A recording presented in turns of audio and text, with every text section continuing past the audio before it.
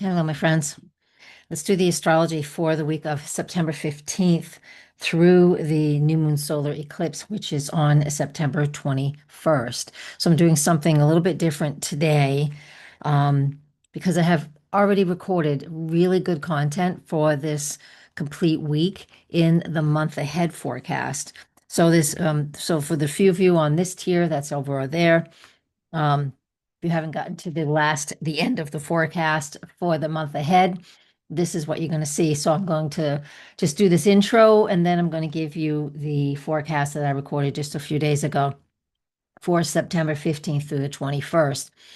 Below the video is going to be all the listing of all of the aspects like I usually do, so you can see that. But there is a ton here. It is approximately 35 minutes long, this weekly forecast, but there are a lot of aspects. 1, 2, 3, 4, 5, 6, 7, 8, 9, 10, 11, 12, 13, 14, 15, 16 when we get to the new moon solar eclipse, and then actually go into September 22nd and do a couple there, which I'll redo next time.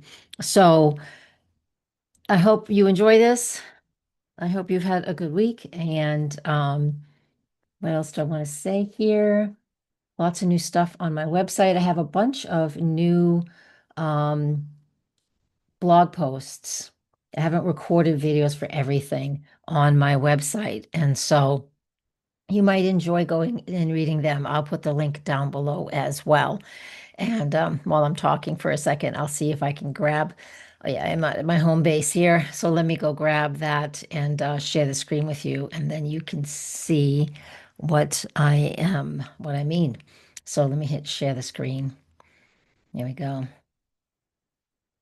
Ta-da. And we'll go to the blog post. So you go onto the website, go to the blog, and this pop-up window comes up if you're not on my newsletter. So just X out. And yeah, so here's one on the energy in between the eclipses. It's just how I was feeling and just experiencing something in life. So I wanted to present that. It's just a nice, easy read. The astrological overview, just a written forecast. It's not the in-depth video forecast, but it is a reflection of some of the things I talk about. It's just a 3-minute read. It's not that long either. And then the solar eclipse video, the solar eclipse in Virgo is written out, and you guys already have that video. So that's what we got for this week. I'm going to splice in the weekly forecast, and thank you so much and enjoy the video. Next, September 15th, Venus in Leo, sextile Mars in Libra. This is nice. I love the sextiles. We have a few in here. We have a fair amount of sextiles. You can see they look like that. Those things where my mouse is. Sextiles. There's a fair amount of them, which is nice because things are spread out. It creates tough stuff and then easy stuff. And it's nice to have some of each all the time. So here's Venus at 25 Leo, fiery, and Mars at 25 Libra. Venus is the ruler of Libra, and Mars typically is in nature is a fire sign, and Venus is in that fire sign. So through different forms of deduction, we can see that they have a mutual connection with each other. This can just be really nice. This can be a really hot fling, right? But Mercury is halfway between both of those. So I'm going to say that's not the case. But it would be a nice conversation, meeting somebody, getting on a dating app, having really fun conversations, or just finding a way to spend some time with a friend that maybe is not the same gender as you, so you can just have a great time as yin and yang, right? And just enjoy something that's fun and creative, as well as just like really energizing and full of fun. I like that sextile. It's a nice sextile. Next chart is Mercury. Here's Mercury, Venus, Mars are all making all of these different aspects with Chiron. I decided to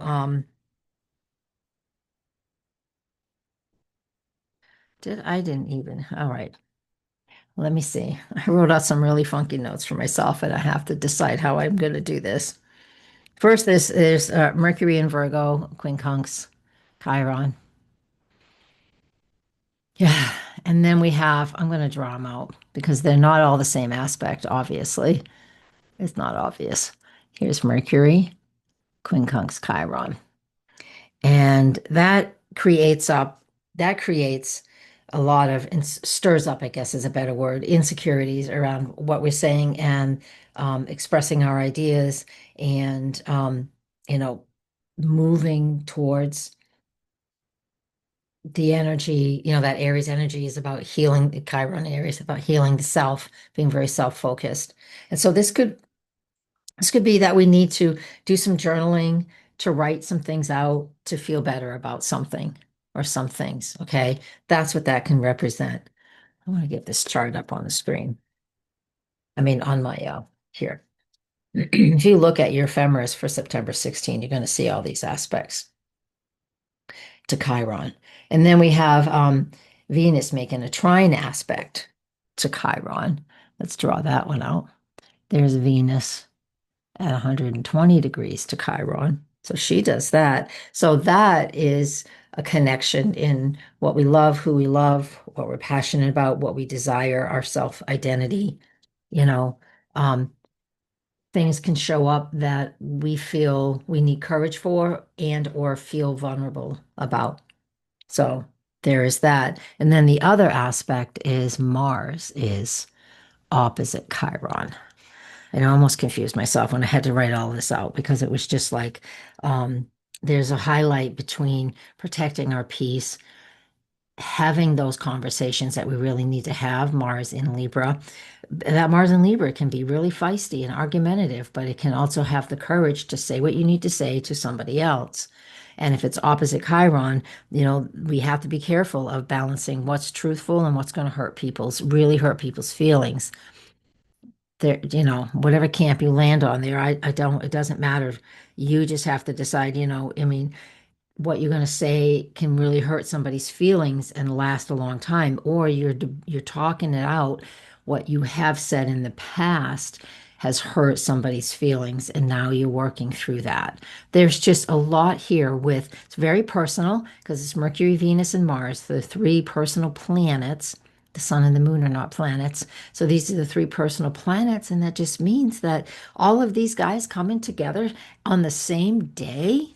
I mean, seriously, that just means that there are conversations that need to happen, Mercury, around what you love and desire and what you're passionate about, Venus and Leo, and that relationship component that something need and the courage we need to have to say something, all making their own aspects, a square, a quincunx, an opposition to Chiron, and that just represents how you're going to choose to approach an issue or a problem, and you're going to approach it through conversation more than anything. That's how I see it.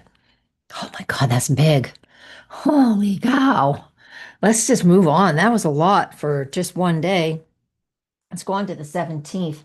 On the 17th, Mercury is then opposite Saturn, which means that's happening simultaneously. Let's go take a quick peek at that chart. Yeah, is Mercury opposite Saturn? It sure is. It's only opposite. It's only separated by 2 degrees. So when we get to the 17th, the next day, it's moving. Mercury's moving pretty quick right now. No more retrograde. I'm recording this during the retrograde, though. That Mercury Saturn opposition, what does that tell us? That's just like thinking, processing. What do I want to do next? That's what Mercury in Virgo wants to do. It wants to analyze, it wants to solve problems. And that Saturn in Pisces can throw a little doubt into the mix, but not a lot because it's still Saturn. So this is really good for disciplined thinking, but keeping it a little bit lighter so we're not over micromanaging. Those are the words I really want to say. Yeah. So we're not micromanaging again.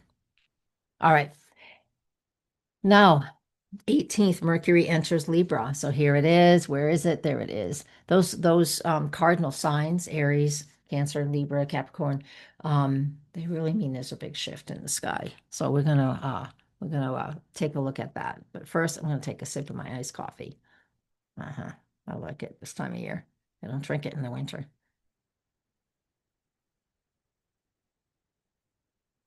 Oh, this is too tight. I know I just need a minute.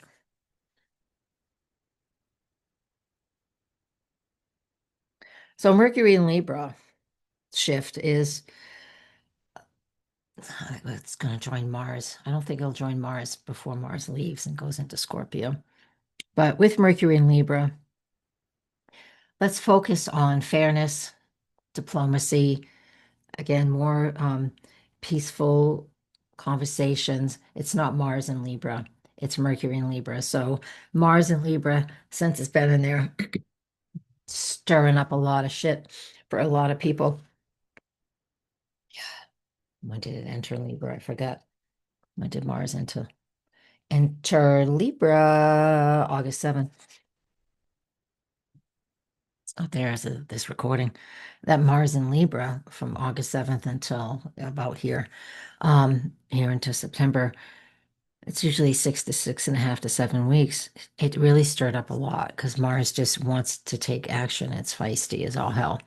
But now that Mercury's in there as of September 18th, we do get an opportunity here to just have those peaceful conversations. We're looking to the balance between the conversations and the people we've related to over the last 3.5 weeks, especially because things can have felt pretty rough. There's just been so many uncomfortable aspects going on. So now's the time. Now's the time for us to, I'm going to get rid of Chiron just to clear up the charts because I won't use it anymore today. Now's the time for us just to feel, just to know that over the next 3 weeks we can listen a little more deeply and really say, this is what I hear you say, and just have, those important back and forth conversations over 3 weeks. However, we do have Venus quincunx Saturn because now Venus, well, Saturn is at 28. That's right. We don't have that too often. Fair amount of quincunxes in the chart again. Jesus Christ. It's just not going to end, is it? There's a ton of these quincunxes because things are so far apart. The quincunx aspect is 5/12, so 5 signs away from one from the other. So the Venus and Leo, fun and playful and passionate and expressive, making that hard aspect to Saturn and Pisces. So sometimes when we have this, we can feel super insecure. Saturn and Pisces kind of blurs the lines and we feel insecure. The quincunx, we're not sure what's the right step to take. We feel like a critic or our own inner critic, if you will. Sometimes that shows up. And so are you reinforcing? Do you need to reinforce boundaries? Do you even know what they are? This comes up again. That's that Saturn in Pisces. So don't let this is just a brief day, but if you find yourself sort of thinking about that and spiraling a little bit, know that it's the energy of the day. And whatever steps you take are important for you to take them so you don't feel so insecure. And it's just like a temporary thing. So don't over evaluate it, is really what it comes down to. Don't devalue yourself either. All right, Mercury opposite Neptune is next. Same day, though. That's 6 in the evening. And there's Mercury. Here it is, opposite Neptune, because Neptune's still at 0 Aries. He moves much slower than Saturn does. And so a little confused here. The opposition, this Libra energy and Aries energy. So, that Mercury in Libra is fairness and connection. And like I said, it wants to find a diplomatic approach to whatever's going on in your life. But opposite that, Neptune and Aries, again, can create misunderstandings and a lack of boundaries. And we'll feel just a little unsure. So just listen to what you're saying, hear what you're saying, listen to others deeply, and it will help to alleviate any misunderstandings. Okay, good. Now, if you're poetic with your words and you like to say things that rhyme, this is a really wonderful aspect for that. It's poetry, it's imagination. It's fun. It's a great way to feel seen and heard. That's what that can do. All right. We're down to the last, how many? 1, 2, 3, 4, 5, 6, 7, 8, 9, 10. Last 10 charts.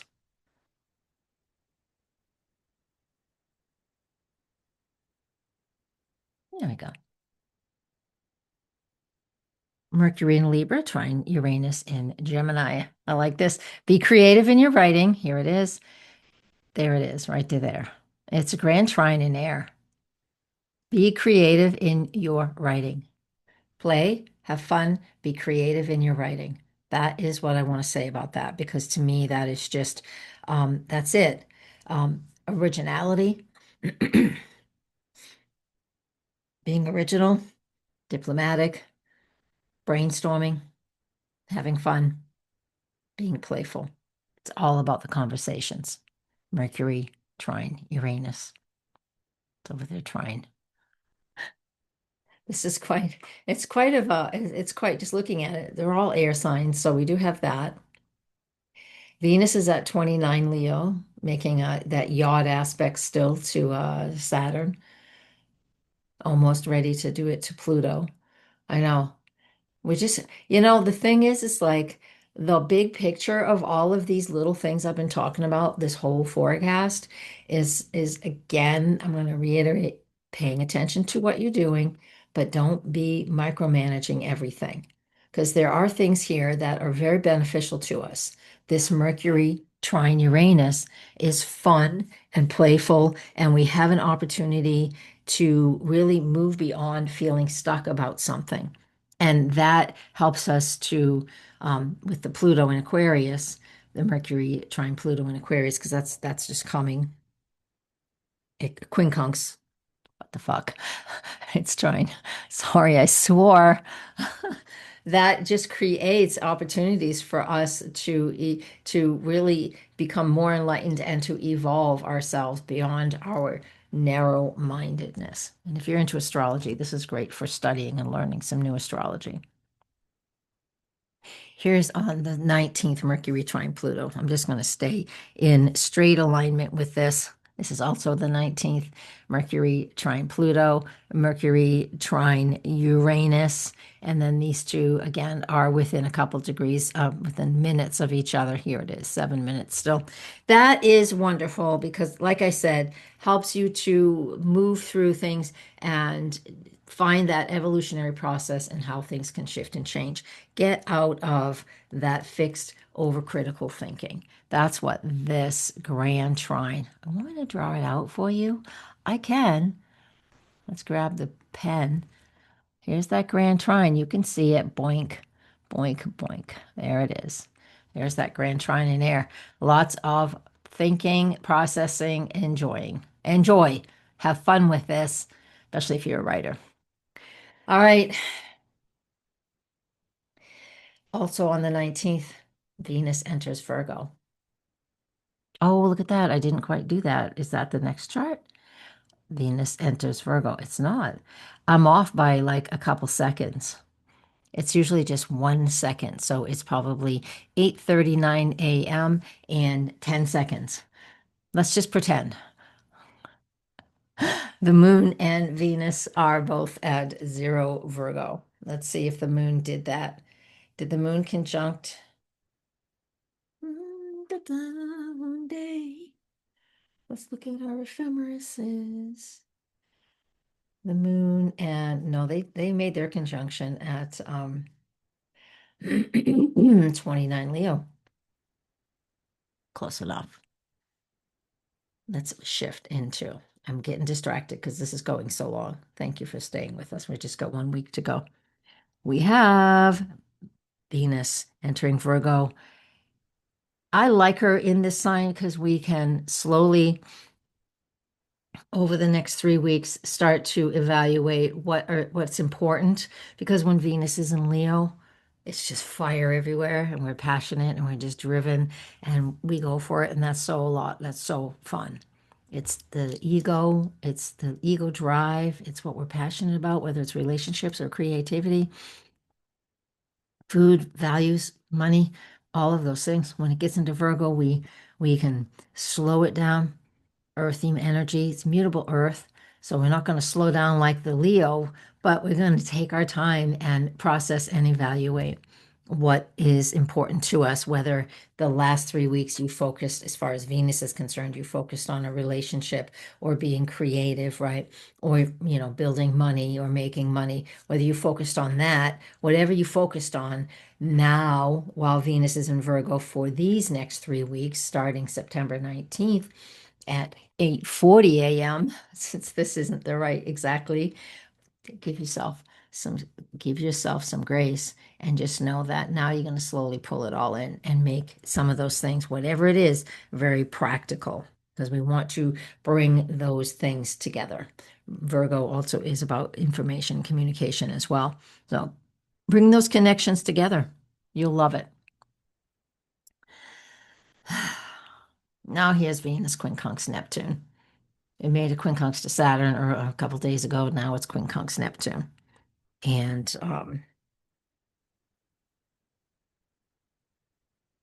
is it? I lost it.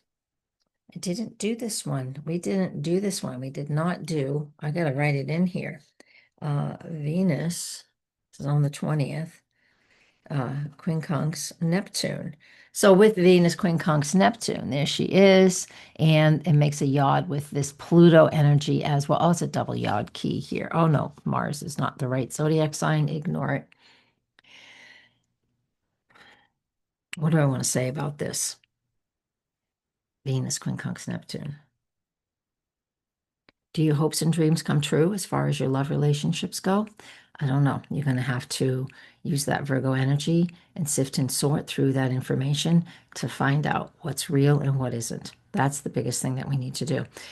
That's for relationships. If it comes to how you're earning money, Venus and Virgo, that gives you an opportunity to sit down and say, oh, okay, can I make money doing this? I've been an entrepreneur forever, so I'm always looking at different ways just to bring money in, whether it's um, clicks and views on my social media or whatever it is, all the different ways.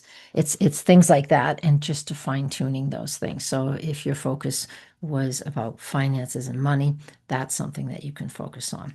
If it was, again, relationships and love, you will focus on that and figure out what that adjustment needs to be. It's just a 1 day aspect, so it's not that big of a deal, but it still is a deal because it still is there. And yeah, I can't believe I didn't write it out, but hey, 'tis the season. Here's Mars, quincunx Saturn now. And that isn't part of this double yod key because these two are in a quincunx, but they're not part of the yod because they're not the right signs. I'm not going to go into that detail. But Mars quincunx Saturn is interesting enough because these two are the malefics, and which just means that if anything's going to give you a hard time, it's going to be Mars and or Saturn. And the hard times doesn't necessarily mean that everything's over and it's the end of the world, because it's not. But what it does show us is that, where we want to take steps forward, and then that Saturn, thank goodness it's in Pisces this time around, just pauses things, and we can't always feel what we want to feel. We can't always do what we want to do. So it creates, just like the quincunx, that stop and go energy. So that Mars in Libra wants to act, and it really is trying to pay attention to fairness, but it doesn't necessarily do that because, again, the whole forecast, we're talking about Mars in Libra, is super feisty and has no problem being diplomatic or not being diplomatic. Either one works just as well as the other as far as Mars in Libra is concerned.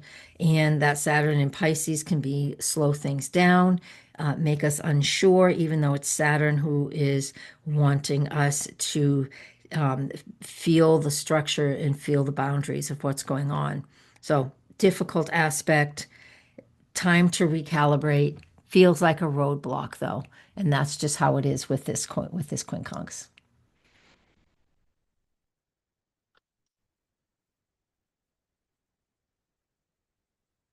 The last page.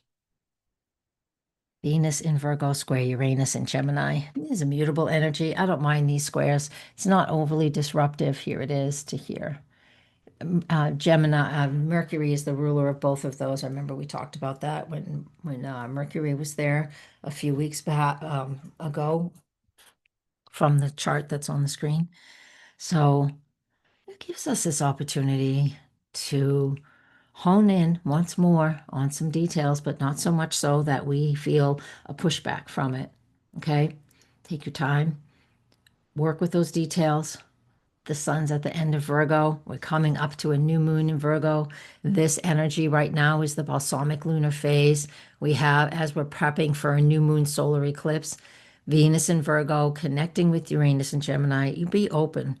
Even though this is the balsamic lunar phase, you're going to hear things, especially if you like to meditate and communicate with your higher selves, your God, your spiritual process, whatever it is. When you hear messages, it's really telling you to let go of some things so you can, create a clearer area, clear the deck, if you will.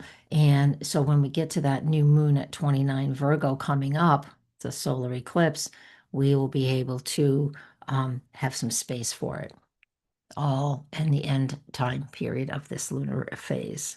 And then the sun opposite, is it opposite Saturn? Sorry. Yes, that's when the sun is opposite Saturn as well. And, this highlights the tension between the details and the processes and the clarity and productivity. It highlights all of that while we're still in the balsamic lunar phase before that new moon and solar eclipse. And that just gives us that piece of like an opportunity for big self-assessment, right? Or assessment in what your career is and what your job is and how you support yourself is a big focus on that. It's huge. And we're doing it while the balsamic moon is present, which means we're coming to realizations that we're going to let go, right? I know, right. Here's the last aspect before we get to the fall equinox. And it is the new moon solar eclipse at 29 degrees of Virgo. And when things are at a final degree, we started this whole forecast with the new moon at 0 degrees of Virgo, and now we're ending this forecast with the new moon at 29 degrees of Virgo, and this is a solar eclipse. So this is important. I'm going to have to look up, I'll go to nasa.gov just to see. It is at 3:54 in the afternoon here on the East Coast, so we might be able to see it, but I'll have to look up that detail and I'll add it in another forecast when I get to it. I think so, but that doesn't mean we can. Sometimes it's just too far away and it's just super partial. I can't tell if it's a partial or total eclipse right now. I can't tell that by this. But this powerful eclipse, it is powerful. It's at a critical degree of, which is 29 degrees of Virgo. Anything 29 is a critical degree. And so it's like a new beginning and an ending at the same time. How do you do that? It's like a birth. You're ending a pregnancy and you're birthing a child. It's just all of that is happening at the same time. So just think of that analogy or one that you come up with. If you want to tell me about it below, you go right ahead. I'd like to hear it. But that's a great way to look at it. It's like we're ending a pregnancy and we're having a new birth. And that final degree of Virgo is asking us to super pay attention to the systems that we work with and agree on, the habits that we have, the rituals that we create, and the way that we can support our own everyday well-being, right? So big. So this eclipse can reveal what is no longer working. So we can then, through processes, birth something fresh and new. It's difficult. It's not hard. Yeah, it is. It's a difficult thing. I don't want to contradict myself, but this is an invitation to release and to cleanse body, mind, and spirit. Let's see what the final degree is. I'm going to go to, what's it called? The Arabic parts. Is that what it's called? I don't remember. Let me hit 29 degrees. Yeah, it is. So it's the last degree of Virgo. The Sabian symbols, that's what I was thinking, not Arabic parts. Says having an urgent task to complete, a man doesn't look into any distractions. So, it's very old. Somebody wrote this a few hundred years ago. The Arabic, just call them the Sabian symbols. There's a Sabian symbol for every 360 degrees. The Sabian symbol talks about what it represents. I don't know where they came from. I think somebody channeled it, and a lot of people have accepted it as information that's useful. So having an urgent task to complete, a man doesn't look to any distraction. So being hyper focused, I can agree with that. At 29 degrees of anything, especially 29 Virgo, being hyper focused on the details, letting things go, ending things so we can then begin some new things. And this is the beginning of another lunar gestation cycle that lasts for 3 years, and it comes through at 9-month increments. So don't forget to, at the very least, write down what you're letting go of so you can create space. And what is chart number 42? Oh, I almost forgot that one. Here's when Mars enters the sign of Scorpio. What's the challenge? What's the date? There we are. Yes, I almost forgot. We have that too.